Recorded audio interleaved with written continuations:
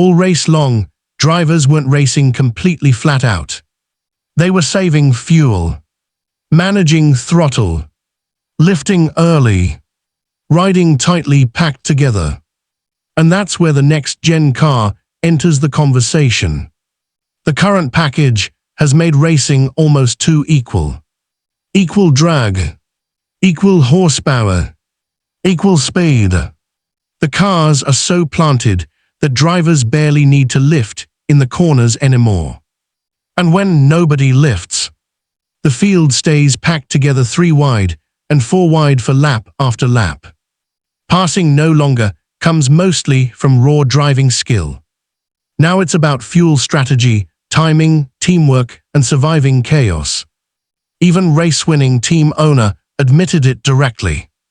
Suggested NASCAR may need to increase speeds and make handling matter again.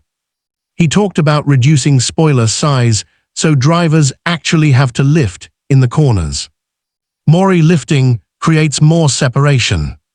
More separation creates more skill and less dependency on giant pack racing. Even floated the idea of bringing the Clash back too as a testing ground for a package that completely removes fuel saving. Just hang on and drive. That's a major statement. Because right now, many drivers inside the garage feel trapped. They can't separate themselves naturally. They can't create runs without help from teammates or pushes from other cars. Smith even admitted it himself. If the help isn't there, your run dies. And honestly, that perfectly describes modern racing. When the biggest race of the season ends with half the leaders crashing across the finish line. When drivers openly call moves stupid. When the winner himself isn't even sure if he won. That's no longer just classic chaos. That's a warning sign. NASCAR may officially be standing at a crossroads. Do you accept this as the new normal? Chaotic pack racing, fuel-saving chess matches, massive crashes deciding everything? Or does NASCAR need major changes to bring back handling, separation, and individual driver skill? Because if the 500 keeps ending like this every year, the debate is only going to get louder. And honestly, as fans, many of us are torn. The drama was unbelievable. The intensity was insane.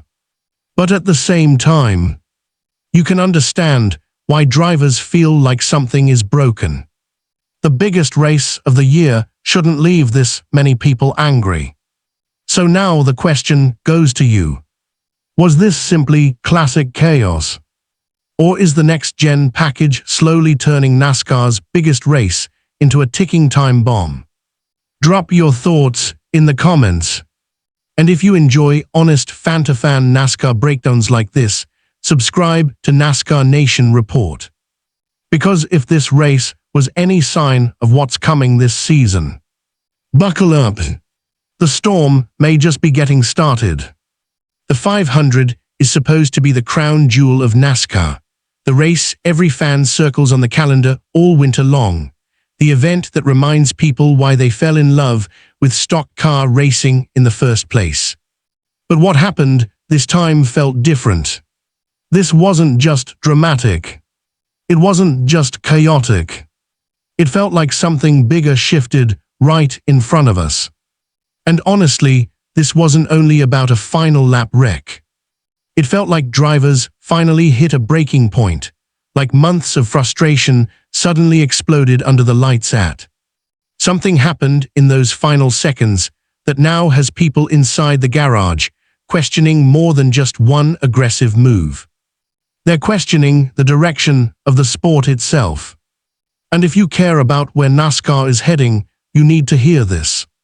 Before we dive in, make sure you hit that like button and subscribe to NASCAR Nation Report. We're a growing NASCAR community chasing our first 1,000 subscribers, built for real fans who live and breathe this sport every single week. Now let's talk about what really happened. The chaos started on the final lap. And this wasn't just another big one. This felt like the moment that exposed everything drivers have quietly been frustrated about. Coming to the white flag was leading the race. He looked completely in control. Then suddenly, he gets turned into the wall. No immediate caution. The field keeps charging forward. Chase surges ahead exiting turn 4, and for a split second, it looks like he's about to steal the biggest win of the season. Then he gets wrecked too. Behind him, Riley throws a block. Brad has a massive run, maybe the biggest run on the track. And suddenly, complete destruction. Cars smashing across the finish line. Metal folding everywhere. Smoke filling the air. Joey crosses the stripe backwards. Ricky scrapes the wall. Somehow limps home 5th, with the entire front of the car destroyed, sliding through smoke like a movie scene. And somehow, through all of it, crosses the line first. But here's the part. He didn't even celebrate. Admitted he wasn't sure if he had actually won, because he didn't know whether the caution lights came out before he crossed the start-finish line. Imagine winning the 500, the biggest race of your life, and being afraid to smile because you think it could be taken away seconds later. That says everything about how chaotic and uncertain this finish felt. And for this wasn't just another victory. This was deeply personal. Grew up in California, never missing a 500 broadcast. As a kid, he sat with his family every Sunday dreaming about racing in this event one day. He talked about testing an ARCA car for the first time and feeling like the entire experience was surreal. Now fast forward years later. He's racing in the Cup Series for 23XI Racing, the organization owned by Michael Jordan, and the pressure is enormous. Admitted last season was difficult. No wins. Constant pressure. Self-doubt. Questions about the team. And beyond racing, his newborn son was also dealing with serious health issues. Said the only emotional moment comparable to this victory was winning the pole at the Charlotte while his son was in the hospital. Think about that. While fans argue online about wrecks and blocking, drivers are carrying real-life pressure, family struggles, and the weight of generations sacrificing everything for this dream.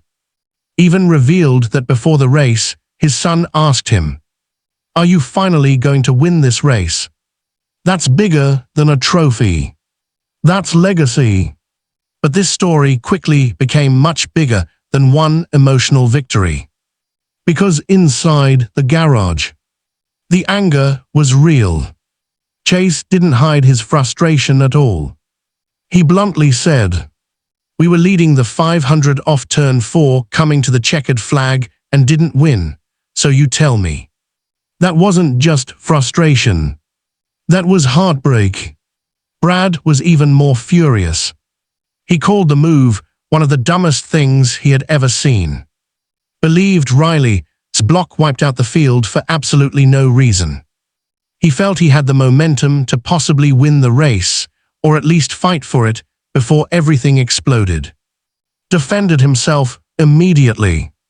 He claimed he simply picked his lane, got pushed, and was doing everything possible to win the 500. And interestingly enough, actually defended too.